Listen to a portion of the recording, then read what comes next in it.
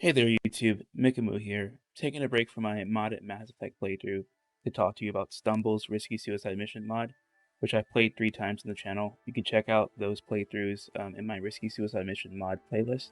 Anyway, I'm excited to get the chance to talk about game design via this review.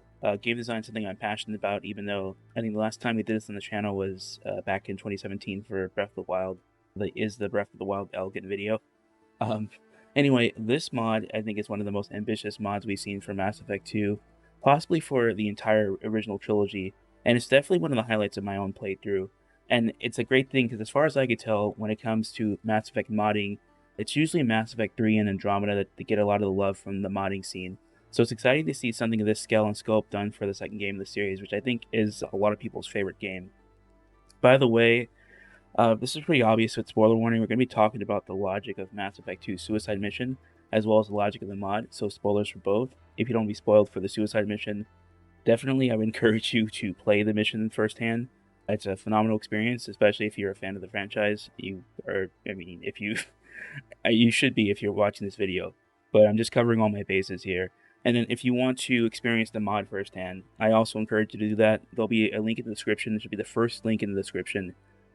Click on it. It's on Nexus Mods. Download it, play it yourself, come back, see what you think of it. We'd love to have a discussion around this and see what you guys think about the mod.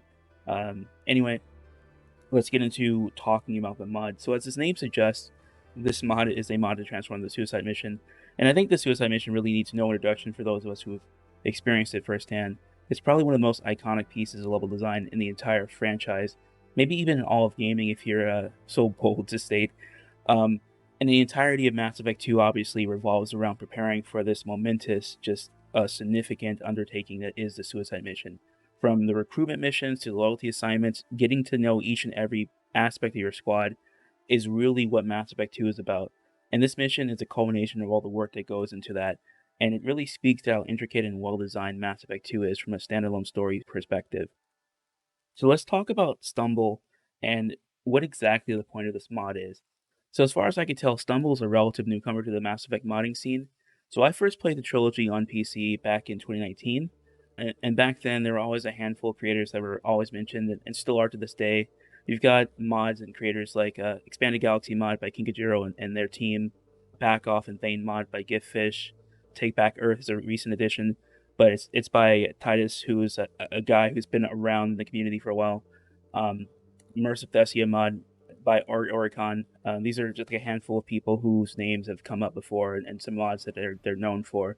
But Stumble appeared on the scene 2020, kind of biting their teeth into smaller scale projects, mostly quality of life changes for Mass Effect 1. These are things like retooled Mako controls, XP scaling, a map to find keepers in the Citadel of Mass Effect 1. Some of the stuff ended up in the Legendary Edition, but it was basically a way for them to get comfortable with the Mass Effect modding toolkit, and then once they kind of got that experience, they set their sights on modding the Suicide Mission, which is like their magnum opus, was really the whole point of what they wanted to do when it came to modding Mass Effect. And the goal of the Risky Suicide Mission mod is to basically return a high-stakes atmosphere back to the mission. The way that Stumble accomplishes this is pretty interesting from a conceptual game design perspective, which is why I felt like it was worth talking about. So I think this brings up the question of if there's anything wrong with the Suicide Mission as it stands today. And I mean, I guess wrong is kind of not the right word here, but I think there are issues that some players will have likely once they've played it enough times. The first and most obvious issue is that, the Suicide Mission becomes an open book for people who've already played through it. This is especially true for people who have done multiple runs of the game. I'm talking about like 3, 4, 5, 6 times, right? And Mass Effect is a franchise that encourages players to play the game multiple times, and it's a very immersive story. So this is a pretty big deal for those of us who are invested in the story but have experienced the story over and over again. This isn't inherently bad. I mean, obviously, once you play a game enough times, it becomes routine, right? Like, that's basically what happens. But another issue that arises is this issue of what you do when you have that knowledge from other playthroughs, right? It kind of seeps into how you may want to roleplay your Shepard in your current playthrough. And in order to understand what I'm saying here, I guess it's important to reflect on two terms, role playing versus metagaming. Role playing is pretty obvious. You're likely familiar with role playing, given that you're familiar with Mass Effect, which is RPG. Role playing is just a concept of assuming the role of a character and interacting with the world as that character. Metagaming is a term that emerged from tabletop games in which a player uses knowledge that they have from outside the story to influence their character's action. And the problem with metagaming is probably less meaningful in a video game when compared to a tabletop adventure. But for those people who really get lost in the heads of the characters that they play, especially in games like Mass Effect where you're encouraged to do so, metagaming can kind of seep into the experience and ruin it. And one of the problems that I think Stumble brilliantly points out is that successful execution of the suicide mission becomes a metagame of choosing who lives and who dies once you know how the mission works. For example, if you want to experience a new ending to the Rannoch mission in Mass Effect 3, you might be incentivized from a metagaming perspective to kill off Tally, even though, let's say that you're role playing a Shepard who is invested in romancing Tally, right? And so you'd have to either kind of forego the Shepard you chose them to roleplay as, and simply make the decision to kill off Tally anyway, or um, you have to basically assume a different Shepard altogether. A good role player might be able to work around this, but I definitely feel like it could be a challenge for some people, at least if I'm talking about myself included. Um, Maybe this isn't a problem for you. I mean, it's kind of esoteric, but there's also simply the fact that most of the choices I think in the vanilla game and the suicide mission, they kind of feel a bit arbitrary when you think about them, and maybe even unintuitive to some extent. And I think this is really what motivated Stumble to make this mod. So consider, for example, the loyalty mission mechanic. Should it be initially obvious that completing a character's loyalty mission is so essential to the performance on the suicide mission? I know it's signposted by Jacob. I believe he says something like taking care of unfinished business would help clear people's minds before, doing the suicide mission. I think he says this right before you go to the IFF mission. Um, but both the collector mission and the Horizon mission appear within a specific time limit. So it could be fair for a new player to assume that the goal of Mass Effect 2, isn't to complete each and every single loyalty mission, but instead to make a calculated sacrifice about what is and isn't important to the suicide mission. And there's also the case of character roles during the suicide mission, which I think this is even arguably more arbitrary. Um, it could just be a matter of perspective here. For example, let's consider Thane. Thane, who is an assassin who has likely had to bypass security systems in order to get to highly guarded targets. Why is it the fact that he is the wrong choice for the vents? Especially considering that the first time we meet Thane, he is literally crawling through a vent to get to his target. There are like a handful more examples like this. A few of them were debated on the Nexus mod comments page for this mod. One really interesting discussion that came up was the choice between Garrus, Miranda, and Zahid for team leader.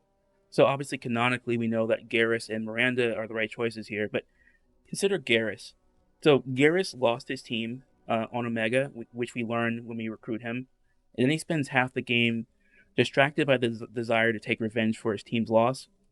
I love Garrus. That's why I freaked out when I lost Garrus in my first risky suicide mission mod run. But at first glance, this isn't somebody who jumps out as leader material, especially if you're kind of putting yourself in the shoes of somebody who hasn't really gotten to know the character in Mass Effect 1. And then there's the case of Miranda. I guess Miranda is a more obvious choice. Like, she's the leader of Service's Lazarus cell, which you're part of, so she's running the operational side of your mission, and that's shown on screen, so it's at least obvious that she is a leader. But you might pick up on the fact that a lot of people on the team don't seem to trust Miranda. So there's the fact that your old Mass Effect 1 squad mates like Tali and Garrus don't trust Cerberus. Jack often gets into fights with Miranda. She gets into a big fight with Miranda right before the suicide mission begins, right? So you could argue, like maybe Miranda doesn't have the trust of people on the team, and that could get people killed. And maybe you might say, well, everyone in this mission is an adult, right? They'll suck it up when it comes, do or die, right? They'll take orders from Miranda if their lives are on the line. But that's an assumption that you have to read into about the characters, and it's an assumption that isn't clear or obvious if it's true or not. And the fact that your entire squad's performance is really dependent on this loyalty mechanic, it kind of already signals that, maybe the characters can't put aside personal issues when it comes to uh, getting things done, right? So why would a player assuming that Miranda is a bad choice, not because she's not qualified, but because she doesn't have everyone's trust, why would they be wrong here? It's not initially obvious why they might be wrong, other than the fact that, well, the dev said that's not the right answer, right? Um, so I mentioned Zahid, and Zahid's kind of an interesting case because I believe there was a flag in the game's files to suggest that he may have once been considered a legitimate choice for leader. And I believe either Stumble or somebody else on the Nexus mod page pointed out that Miranda says, I think the same thing she says for Garrus when you choose Zahid. Like, at least he knows what he's doing, is the line that Miranda says. So there's likely a case that he was supposed to be a valid choice, at least before the DLC and the backstory was fleshed out for this character. But when you look at Zahid, let's kind of just look at his backstory. It just has certain echoes to Garrus's. So both Garrus and Zahid, both their missions are about getting revenge on a teammate who screwed them over. They were both managing what started out as sort of a smaller scale mercenary type groups. Obviously, in the case of Zahid, he's older than Garrus, and so the Blue Suns has a longer history than Garrus's group. But there are a lot of at least superficial parallels between them. Um, I know there's the dossier and the Shadow Broker DLC, but you could argue, like, hey, it might be a bad game design decision to have that inform choices in like the main campaign for the final mission, right? But putting that aside, even the Shadow Broker dossier is kind of like ambiguous about what it ultimately says about Zahid. So I think his overall profile description reads something like he is like a bad leader, but he has a high mission success rate. And you could argue that maybe he's a bad leader in the sense that he has a lack of politicking. He can't really politic in the Blue Suns organization, so he's bad at like running the operational side of the Blue Suns. But when it comes to like being an on the ground leader or somebody who can get the job done on the ground, he's good at that. Um, it's not really clear. You could argue that maybe his loyalty mission indicates that that's not the case, but the loyalty missions, I believe, kind of have they're designed in a way to kind of emphasize certain character flaws because they're about a character resolving a specific type of issue. I don't want to get too far into that. But the other thing too is when you look at his dossier, he has these journal entries that indicates that he really has no idea what he would actually do if he were to survive the suicide mission. He almost treats the idea of survival as kind of incredulous. So you can kind of argue based off of those parts of the dossier that he doesn't really expect to survive the suicide mission. And so he might put his neck on the line to save people if push comes to shove, right? I mean, obviously this is an assumption, but it's not an assumption that's completely unwarranted. And so I'm bringing all this up really not to talk about Mass Effect lore. I mean, that would be awesome. Maybe I could do that in another video. But the point is to show you the variety of assumption that a first time player would have to kind of get right through sheer trial and error. And how these assumptions might discourage a player from kind of role playing Shepard their way. I mean, this isn't anyone's fault. This issue of metagaming versus role playing, it's something that just happens via the fact that a video game is by definition a finite experience, right? You can't really have a video game that has infinite experiences in any like meaningful organic sense. So I'm not blaming anyone here, but I'm pointing out this issue because I think this is sort of a good reason why someone might seek out a mod like the Risky Suicide Mission mod. And I think this might kind of at least partly explain why Stumble was motivated to make a mod like this. One of the things that Stumble said when he was asked about the mod, he wrote, quote, in terms of gameplay, the two things I wanted to try to get away from was to have choices with a good or bad answer, e.g. like in the original, or anything related to getting bonuses for finishing a certain mission in a specific certain way, or to have choices that ultimately do not matter for the gameplay, e.g. choice A gives X war assets of a certain kind, choice B gives the same amount of war assets of another kind, but the middle ground isn't so easy to find. And then he goes on to elaborate about that. So I think the Risky Suicide Mission succeeds at its goals for several reasons, and I'll kind of explain what those goals are in a minute. And then to some extent, I think the mod doesn't necessarily remove metagaming entirely, but the metagame that the mod encourages is way more interesting than the metagame that emerges from the knowledge of, I guess, the character traits that the developers have assigned to the characters in the base game. So really quickly, another thing I think that the mod addresses is that it lets the players kind of set their own pace for the game. So in the base game, the demands for a perfect suicide mission kind of dictate the pacing of the game. Regardless of how much narrative urgency is placed on the collector missions, you can't really beat the game unless you mine, every planet for your upgrades and do all the missions that involve effectively. I think like half of them are killing somebody, right? Killing Jacob's father, killing Samara's daughter, killing Zahid and Garrus's old teammates, right?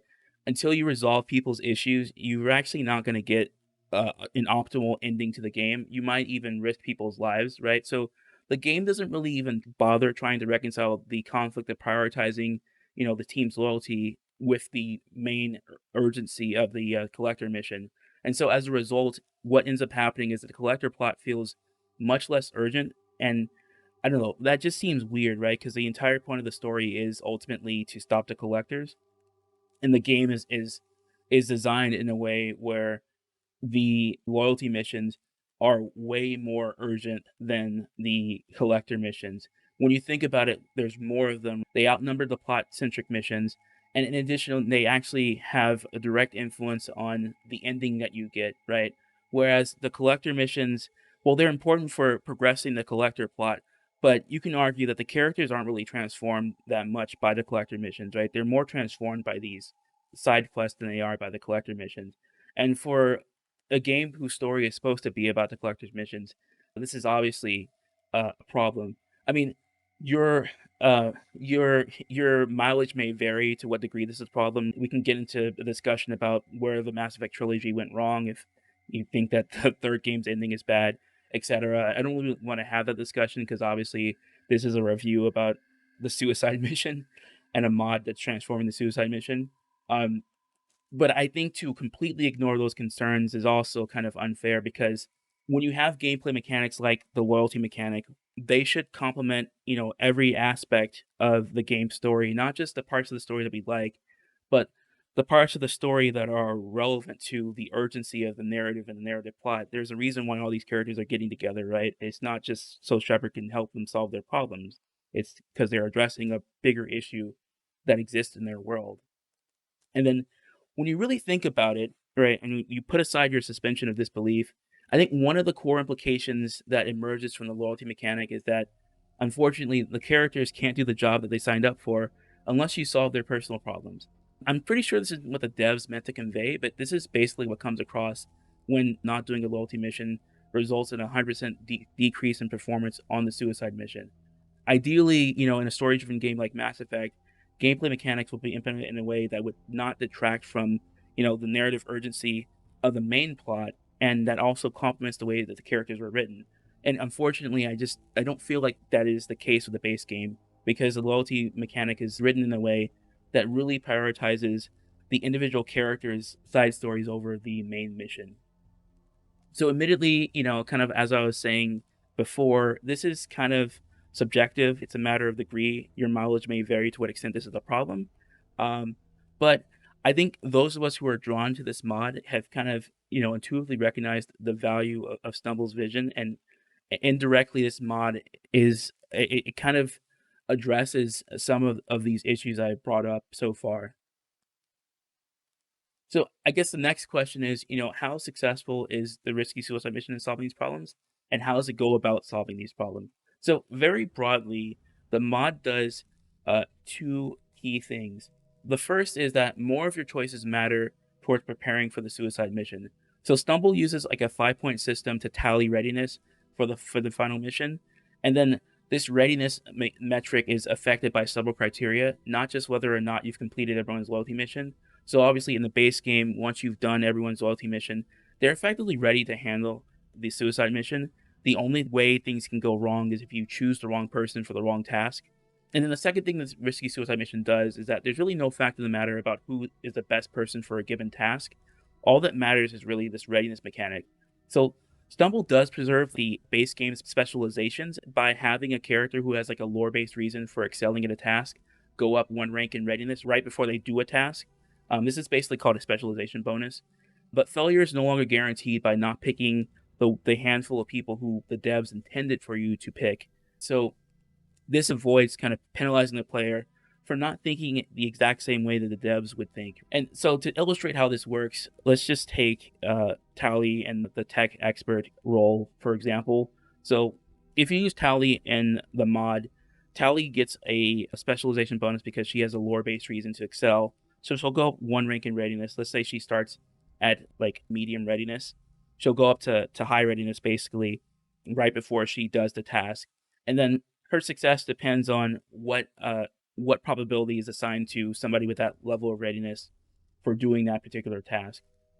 We'll go into more detail about the probabilities in a later section of the review.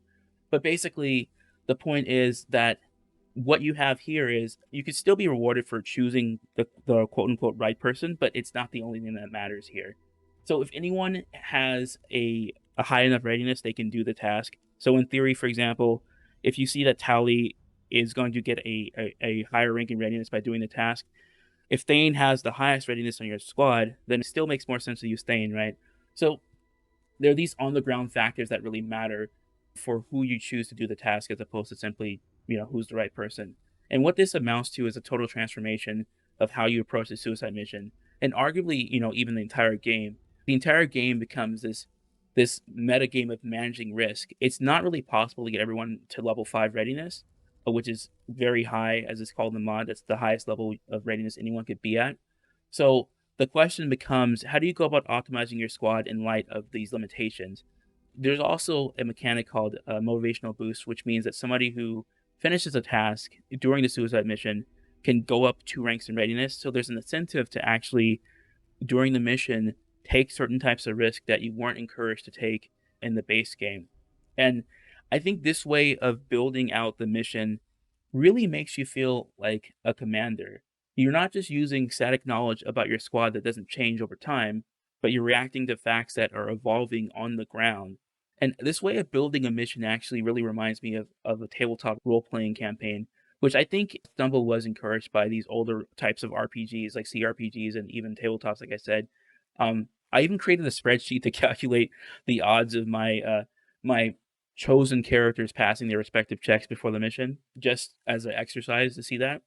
And I felt even though I had planned out the mission in advance, given that there's some degree of changes happening like on the ground, the probabilities are calculated in real time. There is a wide degree of difference between what I had anticipated and what actually happened. So this really was a very exciting and energetic experience.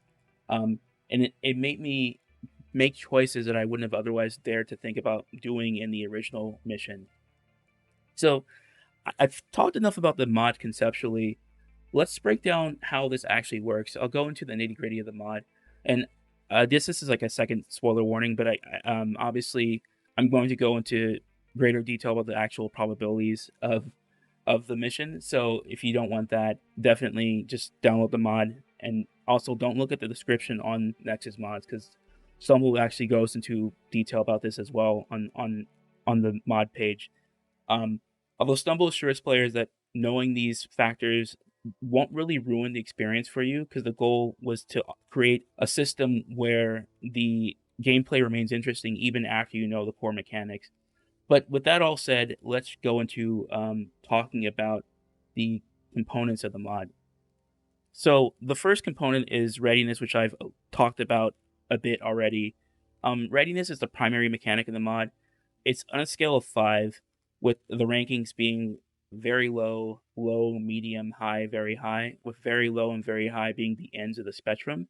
If a character is at very high and they complete a task during the suicide mission, they don't go up in rank. So there's no benefit to assigning someone who's at very high readiness to do a task, at least in terms of their development. You could argue that it's safer to choose someone who's at high readiness or very high readiness to do a task. And in some cases, if someone is a specialist, so say they have a lore-based reason to excel at a task, and they are very high already, they are guaranteed to succeed at that task 100%. So that preserves a little bit of the security that you would have in the vanilla game. Readiness is influenced by a variety of things, as I alluded to earlier. The first is loyalty. So loyalty does matter in the suicide mission mod, but it's not the only thing that matters. I think this is a fair balance between the base game basically rewards you wholly for doing every single loyalty mission, and that's like the only thing that matters.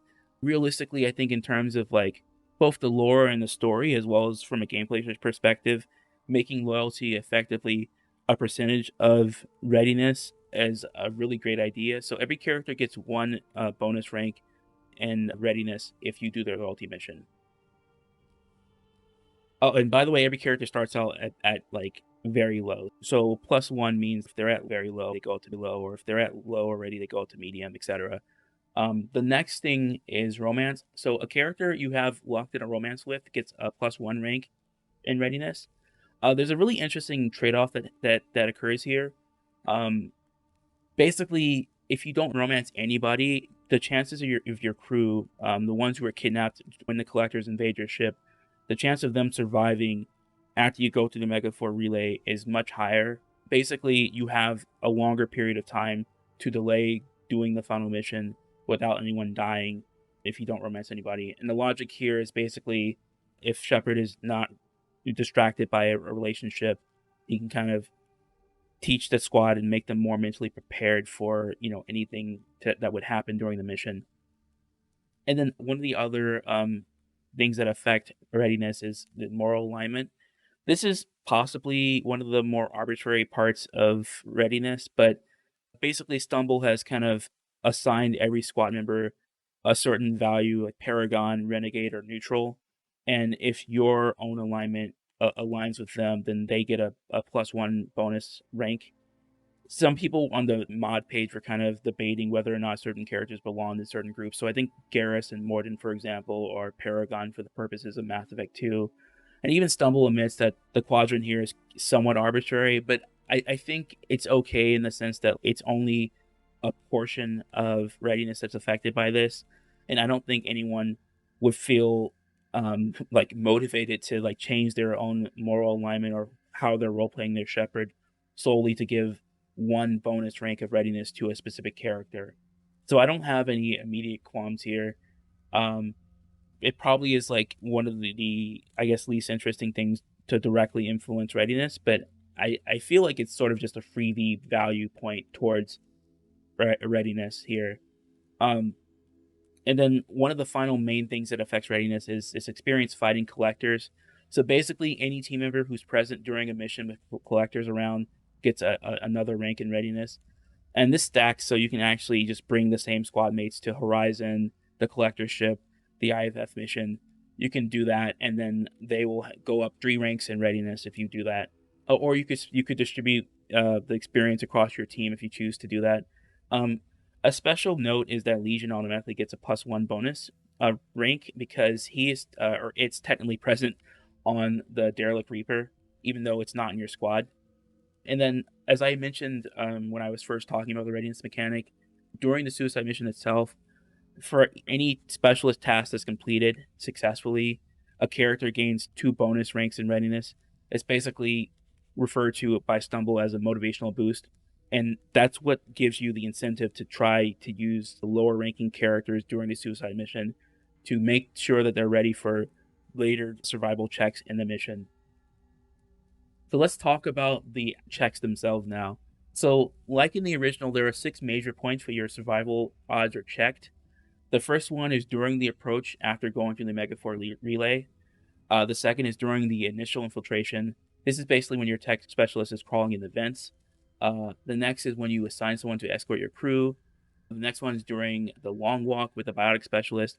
And then finally, during the hold the line segment. And then the survival odds are checked for whoever you bring in with you to fight the Reaper fetus.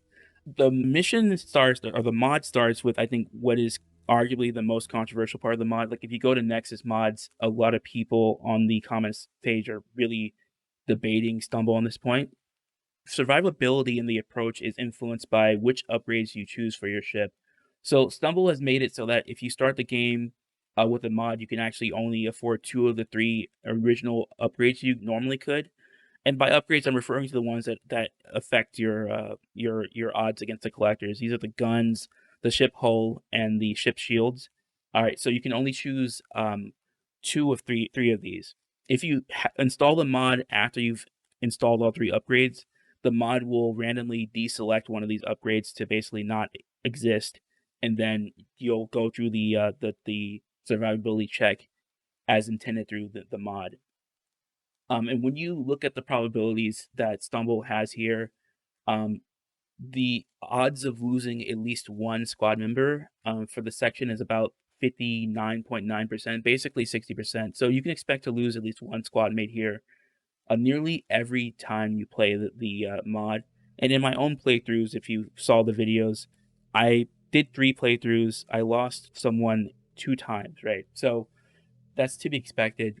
The odds of losing 2 or 3 squad members here is markedly much lower, though. I calculated the former at under 10%, and then the latter is like less than a percent. So while you can usually expect to lose at least one character here, it's really rare that you have such a terrible mission that you lose more than one person here. There are people who refuse to play the mod when they heard this. Honestly, I'm not gonna lie, even though I downloaded the mod with the hope that, I would enjoy it, this is one of the parts that I was kind of iffy about.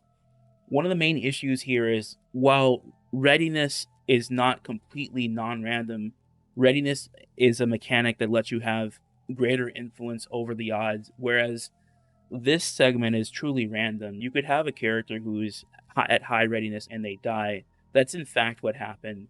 Um, in my first time playing the mod, I lost Garrus, who is my one of my highest readiness squad mates.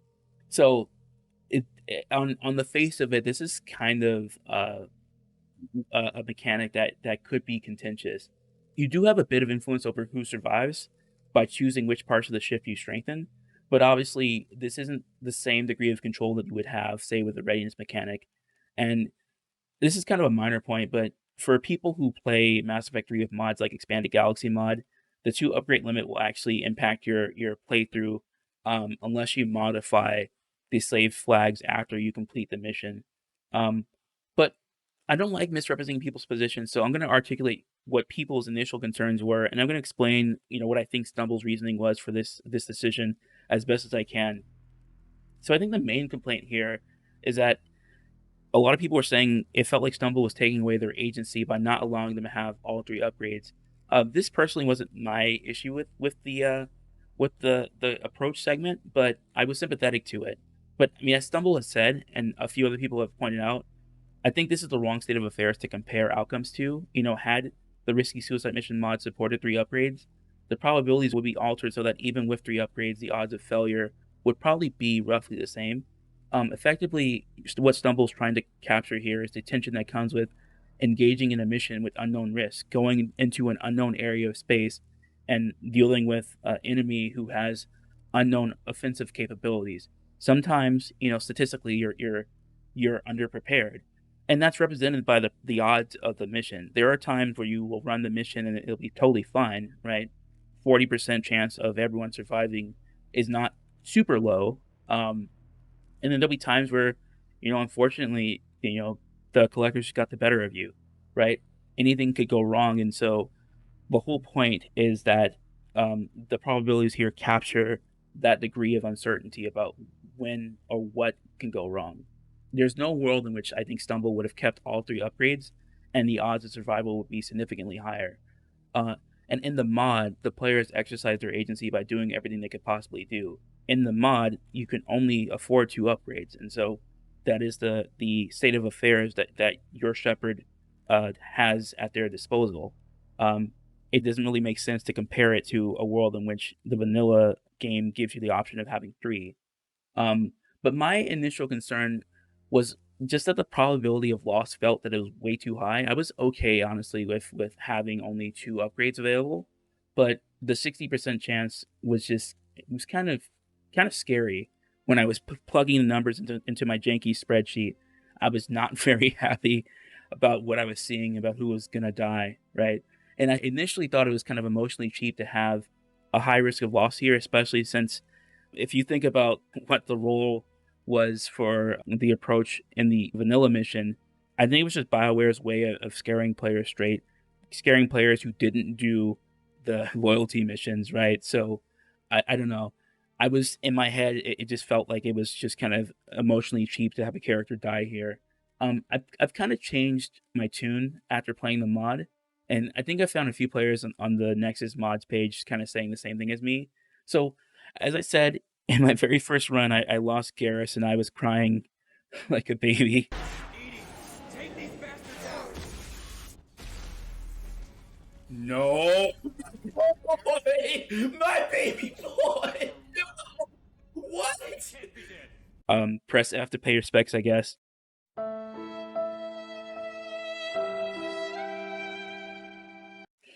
Garrus was, like I was saying, one of my highest readiness teammates, and so losing him really made me panic. But that made me also more engaged with the mission because it was like, all right, my plan of action going in can't be the same. It forced me to adapt, to become flexible. And if the point of this mod is to make people more engaged with the suicide mission, even after they've calculated all the odds, right? Stumble's done us a great service here. I can't think of a experience I've had recently with a video game where I had a plan of action and I'm talking about single player experience. I mean, obviously, with multiplayer games, there's a lot of factors that go into how other players react around you, whatever. But I can't think of a single player experience where I had a plan of action that was detailed. I had a freaking spreadsheet and a tactical plan of action, and I had to adapt in real time. This is great. This really speaks to exactly why I think this mod is such a phenomenal contribution to the modding scene. Personally, I don't know if I still love the fact that the probabilities are 60%, but I think if the probabilities were any lower, then they would have no impact. There would be no tension on the approach, and that might be the wrong kind of atmosphere to provide for the very beginning of the suicide mission. Um, and so I wouldn't change the mechanic, and I don't think that it's poorly justified. But maybe, I mean, if I were to think about it a bit longer, maybe I would want to implement it in a different way. Um, Most of the other checks in the mission are fairly straightforward. For a given task, a specific level of readiness corresponds to a specific chance of success. So if you choose, a specialist, as I was saying before, who has lore-based reasons to succeed, and they have a high readiness, they'll probably succeed 100%. But for people who are at high or medium, their chances of success aren't that low either. I don't want to make this a discussion about probability and probability theory and the exact like statistical like outcomes for the task because those are listed on the page. But I'll briefly go through a description of the next segment. Um, so the escorting assignment is interesting for the reason I said above about the romance stuff. So if you don't romance anybody, your crew's odds of survival are much higher. They're actually 100% if you immediately go through the relay. I found it interesting that Stumble created this sense of tension and trade-off with a mechanic involving like crew NPCs. Honestly, crew NPCs are like a secondary aspect of the experience in Mass Effect. And then finally, we come to the hold the line segment. The hold the line segment is very interesting because there's a mechanic that's introduced here called heroic success. So, a heroic success is when a character not only survives but saves a character who would have otherwise died.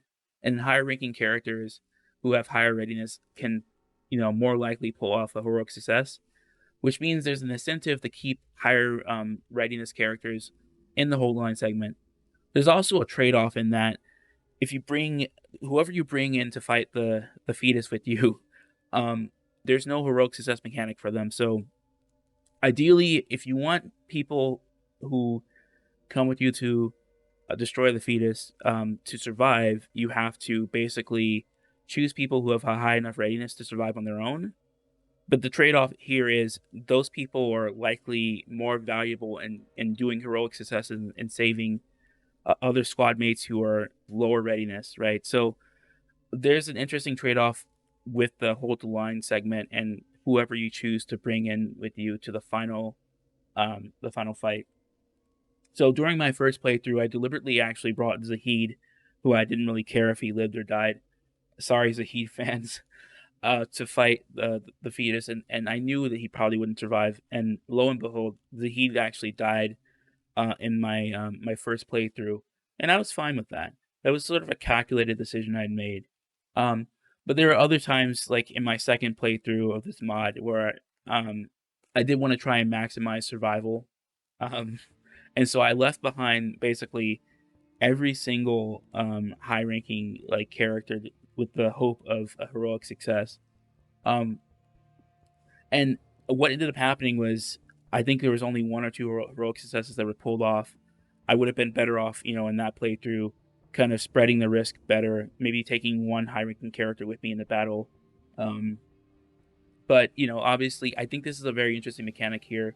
The trade-off is interesting, and it basically, what this is an exercise in revealing to you kind of what you value.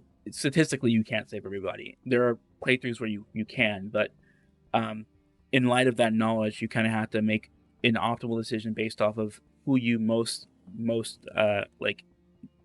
dearly care about in your Mass Effect playthrough.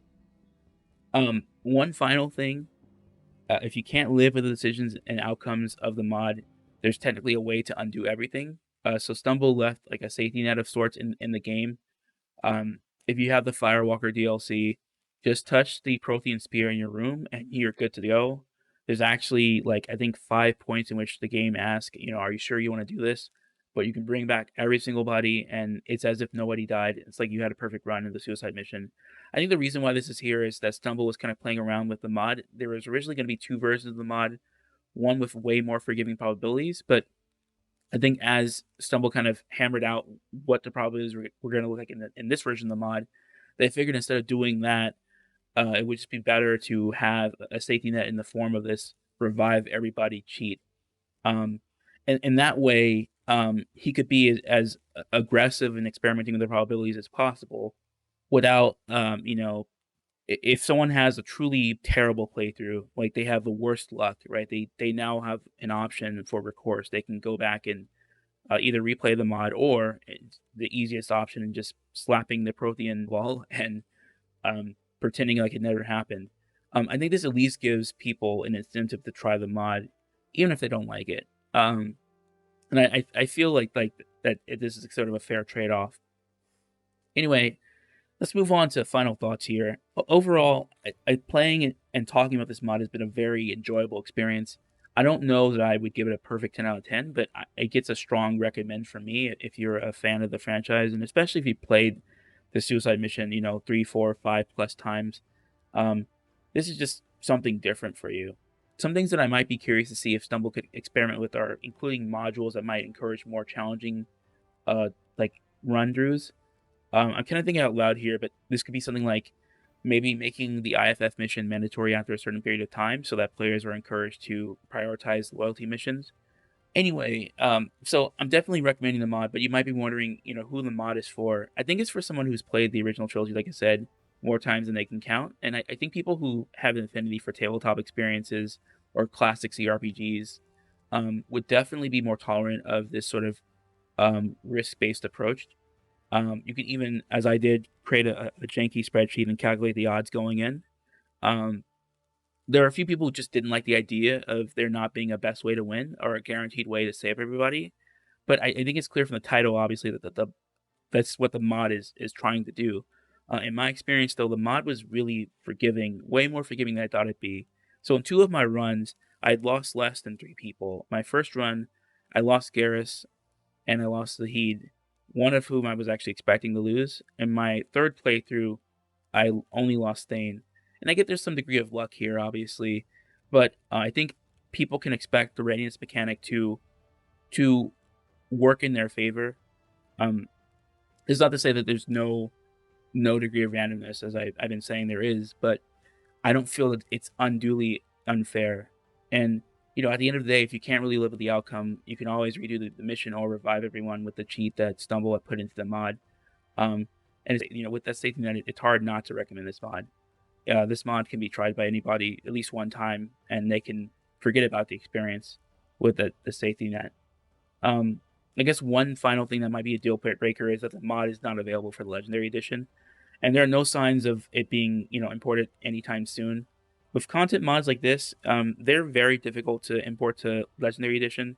So I'm talking about things like Expanded Galaxy mod, this mod, and a handful of other mods that are really transforming the content of the game because they have to modify specific files, and those files may not exist in Legendary Edition because it has a different file structure than the original trilogy.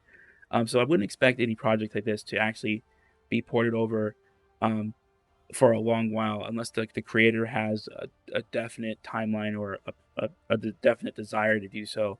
And I don't think Stumble has really indicated that they do. They haven't ruled out the possibility of porting the mod over, but it doesn't seem like it's anything they're interested in doing in the near term, especially since they just finished this mod this year and it was a lot of work to do so. So I don't think that they're chomping at the bit to get this out for LE. Anyway, that's been my review of this mod. Make sure to check the link in the description for the mod. You can check out my playlist of me playing through the mission 3 times, as I said. And then you can check out my mods effect playlist, see me play the best mods in the community for the original trilogy. Anyway, with that all said, thanks for listening, thanks for watching, and later, YouTube.